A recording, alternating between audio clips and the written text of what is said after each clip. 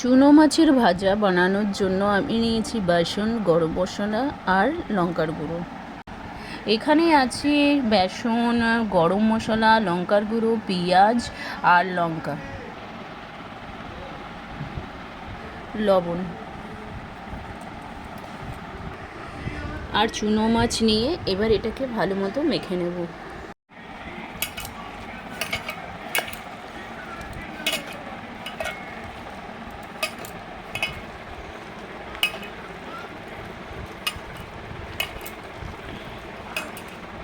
জল দেব না।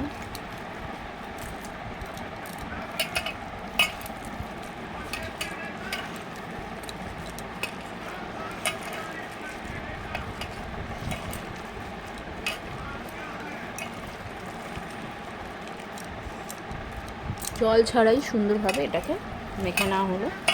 এবার এগুলো আস্তে আস্তে একটু করে তেলে ছাড়বে। আর একটু আমি ভালো মতো মেখে নেব।